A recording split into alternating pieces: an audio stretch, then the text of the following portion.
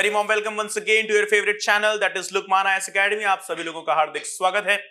और आप हमारा स्लोगन, आप हमारा मोटो तो जानते ही हैं, that is turning your dreams into reality. And for that very same statement we have come forward today with this interesting topic, with this interesting video in front of you.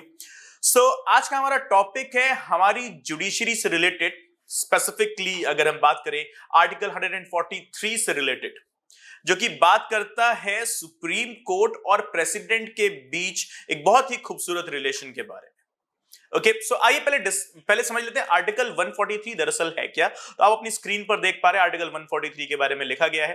क्या लिखा गया है? That is it is here the power of president, ध्यान रखिएगा, the power of president to consult supreme court in following two matters. Right, ध्यान से पढ़िए इसको, ध्यान से समझिए। Power of president or authority of the president to consult Supreme Court in the following two matters. What is the first matter? If it is a substantial question of law. What is the second matter? Any question that has arisen out of any pre-constitutional treaty, sanad, agreement and so on. Right, so guys ध्यान रखिएगा, article 143 जो है ये दो तरफ इशारा कर रहा है। ओके, जहां प्रेसिडेंट हमारे सुप्रीम कोर्ट से कंसल्ट, सलाह मशवरा कर सकते हैं। ठीक है, कौन कौन से दो टॉपिक है, आइए वापस से पढ़ते हैं इनको। पहला है any substantial question of law. अब ये सब्सटैंशियल क्वेश्चन ऑफ लॉ होता क्या है? So let's figure about the theory of checks and balance. हम सब जानते हैं किस तरीके से मोंटेस्क्यू साहब ने अपनी किताब स्पिरिट ऑफ लॉज में ये थ्योरी दी, जिसको हम theory of separation of powers भी कहते हैं। हिंदी में हम इसको कहते हैं शक्तियों के पृथक्करण का सिद्धांत या शक्तियों के विभाजन का सिद्धांत।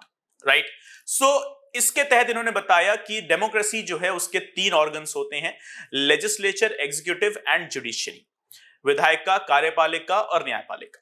न्यायपालिका यानी कि जुडिशरी है, इसका दो काम होता है, that is to defend the law and to define the law.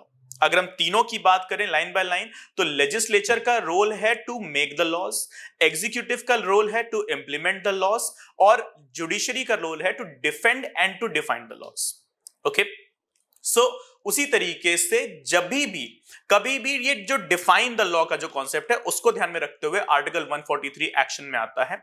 जब भी ऐसा कोई इंसिडेंस हो जाता है जहां किसी लॉ के ऊपर बहुत ही बड़े बड़े सवाल उठ जाते हैं, तो ऐसे में प्रेसिडेंट साहब के पास, प्रेसिडेंट साहिबा के पास ये अथॉरिटी है, ये पावर है कि आर्टिकल 143 143 का इस्तेमाल करके सुप्रीम कोर्ट से वो इसका जो है कंसल्टेशन कर सकती हैं। जैसे कि एनआरसी और सीएए को लेकर बहुत इश्यूज क्रिएट हुए थे, हम सबको पता है। देखो वो सही थे या गलत थे वो हमें डिस्कस करने की जरूरत नहीं है। ओके, सो उस पर फिर कभी चर्चा करेंगे, कभी डिटेल डिस्कशन पैनल हम उस पर जरूर बैठाना चाहेंगे, एक एक्सपर्ट पैनल जरूर बैठाना चाहेंगे सीएए और एनआरसी के ऊपर, तो वो हम आपके साथ जरूर करेंगे वो सेशन, ये हमारा वादा रहा। लेकिन फिलहाल अभी हम बात कर रहे हैं जस्ट एन एग्जांपल कि किस तरीके से एनआरसी को लेकर और सीएए को लेकर पूरी दिल्ली में हमने देखा कि किसने हाई लेवल पर रायट्स भी हो गए थे। आप जो इमेजेस देख रहे हैं ये दिल्ली का बहुत ही एक फेमस इलाका है शाहीन बाग, जो कि पूरा आग में जल उठा था।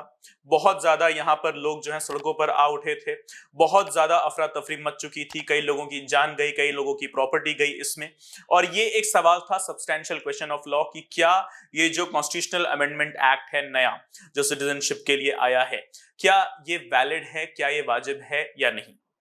तो ये एक सब्सटैंशियल क्वेश्चन ऑफ लॉ है, जस्ट फॉर एन एग्जांपल। इस पे उस टाइम के ददन प्रेसिडेंट जो थे वो चाहते तो जुडिशरी से कंसल्ट कर सकते थे, राइट, आर्टिकल 143 का इस्तेमाल करते हुए। और उसी तरीके से एनआरसी को भी लेकर सेम इश्यू या किसी भी एक सब्सटैंशियल क्वेश्चन ऑफ लॉ को लेकर ये सेम प्रोविजंस प्रेसिडेंट के हाथ में होती।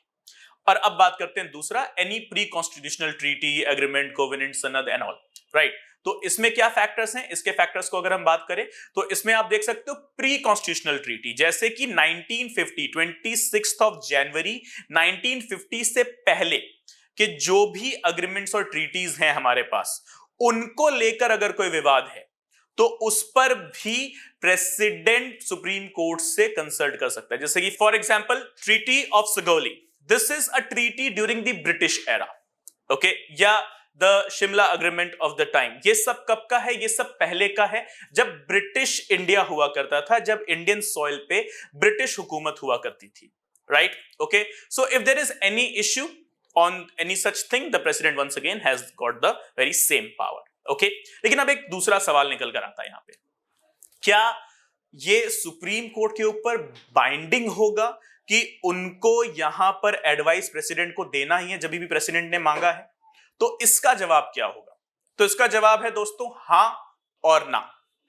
अब आप कहेंगे जनाब क्यों मजाक कर रहे हैं हमारे साथ? तो मजाक नहीं कर रहे हैं, सच में जवाब यही है, हां भी और ना भी। कैसे?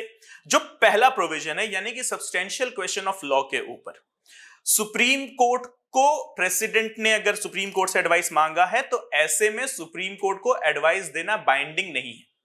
सुप्रीम कोर्ट चाहे तो एडवाइस दे भी सकती है और सुप्रीम कोर्ट चाहे तो प्रेसिडेंट साहिबा को बोल भी सकती है कि सॉरी, हम आपको इस पर एडवाइस नहीं दे सकते।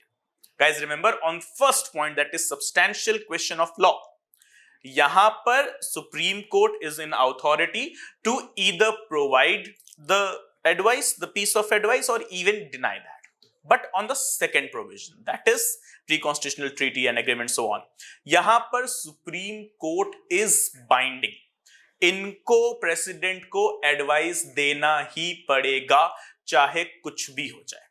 ओके, सो इसीलिए जवाब क्या है हमारा? हां भी और ना भी।